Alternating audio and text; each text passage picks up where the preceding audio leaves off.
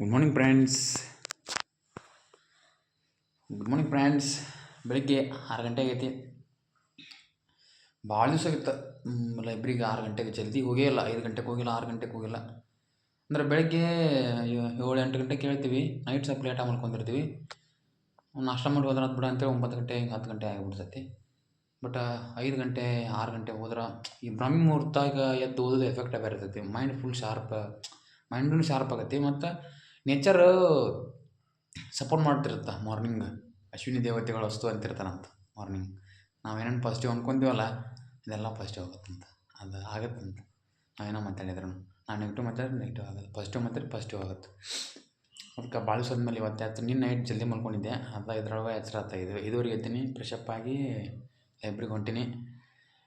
ಕೆಲವೊಂದು ಸಲ ಏನಾಗುತ್ತೆ ಅಂದ್ರೆ ಏನೋ ಒಂದು ಅಂದ್ಕೊಂಡಿರ್ತೀವಿ, ಏನೋ ಸಕ್ಸಸ್ ಆಗೋಲ್ಲ, ಲಾಸ್ಟ್ ಮೂಮೆಂಟ್ ಒಳಗೆ ಕೈ ಕೊಡ್ತಾವೆ.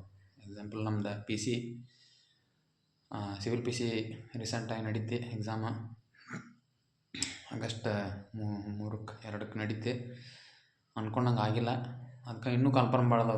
ಈ ವರ್ಷ ಏನೈತಲ್ಲ, ನಮ್ದು ಸರ್ಕಾರ, ಕರ್ನಾಟಕ ಸರ್ಕಾರ ಏನು ಮಾಡೈತೆ ಅಂದ್ರೆ ಇನ್ನೂ ಎಷ್ಟೋ ಕನ್ಫರ್ಮ್ ಕರೆಯತ್ತೆ.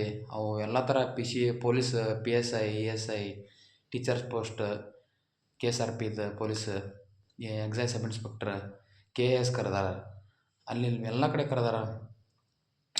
ಒಂದೇನಪ್ಪ ಆಸ್ಪಿರೆಂಟ್ಸ್ ಒಳಗೆ ಹೇಳೋದಂದ್ರೆ ಎಲ್ಲ ಸಿಲೆಬಸ್ ಕವರ್ ಮಾಡಿರಿ. ಮತ್ತು ಬ್ಲೈಂಡಾಗಿ ಕಾಂಪಿಟೇಟಿವ್ ಫೀಲ್ಡಿಗೆ ಬರೋಕೆ ಹೋಗ್ಬಿಡ್ರಿ. ಏನೋ ಒಬ್ರು ಗೈಡ್ ಇರಲಿ, ಯಾರೋ ಒಬ್ರು ಗೈಡ್ ಇರಲಿ. ನೀವು ಕೋಚಿಂಗ್ ತೋಲಿಕ್ಕಂತೂ ಪರವಾಗಿಲ್ಲ, ಒಬ್ರು ಗೈಡ್ ಇಟ್ಕೋರಿ. ಯಾರೋ ಇರಲಿ, ಅವ್ರು ನಿಮ್ಮ ಸೀನಿಯರ್ಸ್ ಇರಲಿ, ಕರೆಕ್ಟಾಗಿ ನಿಮ್ಗೆ ಗೈಡ್ ಮಾಡ್ಬೇಕು. ಅವ್ರು ನೀವು ತಪ್ಪು ಮಾಡತ್ತಿರೋ ಸರಿ ಮಾಡತ್ತಿರೋ ಗೊತ್ತಾಗ್ಬೇಕು.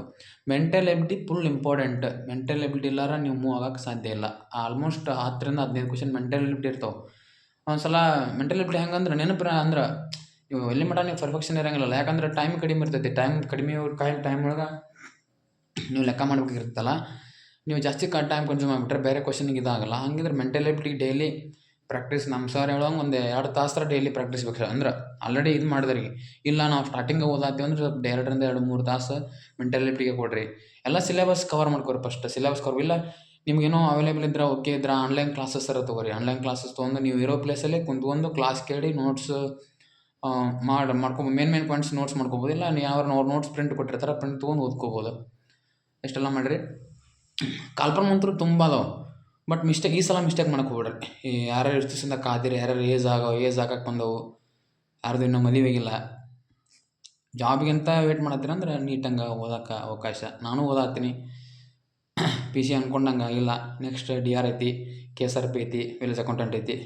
ವಿಲೇಜ್ ಅಕೌಂಟೆಂಟ್ ಹೋದ ವರ್ಷ ಮಿಸ್ ಆಗೈತಿ. ಈ ವರ್ಷ ನಮ್ಮ ಕೈಲಾದಷ್ಟು ಪ್ರಯತ್ನ ಮಾಡತ್ತೀನಿ. ಈಗ ಫ್ರೆಂಡ್ಸ್, ಇಷ್ಟು ಏನೋ ಹೇಳ್ಬೇಕು ಅನಿಸ್ತು ಕಾಂಪಿಟೇಟಿವ್ ಆಸ್ಪೈರೆಂಟ್ಸಿಗೆ. ನಾನು ಒಬ್ಬ ಕಾಂಪಿಟೇಟಿವ್ ಆಸ್ಪೈರೆಂಟ್ ಆಗಿ ಯಾವ ಥರ ನಾವು ಪ್ರೆಷರ್ ಹ್ಯಾಂಡಲ್ ಮಾಡ್ತೀವಿ ಅಂತ ಗೊತ್ತಿರ್ತೈತಿ. ಬಟ್ ಮುಂದೊಂದು ಏನೋ ಒಳ್ಳೆ ಕೆಲಸ ಮಾಡಕ್ಕೆ ಹೊಂಟೀವಿ, ಗೊತ್ತಿಲ್ಲ. ಅದಕ್ಕೆಲ್ಲ ಇಲ್ಲೇ ನಮಗೆ ಪ್ರಾಕ್ಟಿಕಲ್ ಆಗತೈತಿ. ಅಂದ್ರೆ ಟ್ರೈನಿಂಗ್ ಸಿಗತೈತಿ. ಇಲ್ಲಿ ಒತ್ತಡಗಳು ಜಾಸ್ತಿ ಆಗ್ತಿರ್ತಾವೆ. ನಾವು ಯಾವ ಥರ ಹ್ಯಾಂಡಲ್ ಮಾಡ್ತೀವಲ್ಲ, ಮುಂದೆ ನಮಗೇನೋ ಭಾಳ ಜಾಸ್ತಿ ಒತ್ತಡಗಳು ಬರ್ಬೋದು ಕೆಲಸದ ಟೈಮ್ ಒಳಗೆ. ಆವಾಗ ಒಂದು ಒಳ್ಳೆ ನಿಲುವು ತೊಗೊಳಕ್ಕೆ, ಒಂದು ಸಮಾಜಕ್ಕೆ ಒಂದು ಒಳ್ಳೆ ಕೆಲಸ ಮಾಡೋಕೆ ಆ ಒತ್ತಡಗಳನ್ನೆಲ್ಲ ಹಿಂದಕ್ಕೆ ಹಾಕಿ ನಾವು ಮುಂದೆ ಹೋಗೋ ಅವಶ್ಯಕತೆ ಬರ್ತೈತಿ. ಓಕೆ ಫ್ರೆಂಡ್ಸ್, ಇಷ್ಟೇನೋ ಹೇಳ್ಬೇಕು ಅನಿಸ್ತೆ. ಇನ್ನೇನೋ ಹೇಳ್ತಿರ್ತೀನಿ. ಇನ್ಮೇಲೆ ಸುಮ್ಮನೆ ಇರೋಂಗಿಲ್ಲ. ಏನಂದ್ರೆ ನನ್ನ ಕೈಲಾದಷ್ಟು ಕಾಂಪಿಟೇಟಿವ್ ರಿಲೇಟೆಡ್ ಹೇಳ್ತಿರ್ತೀನಿ. Stay tuned. Thank you. Bye.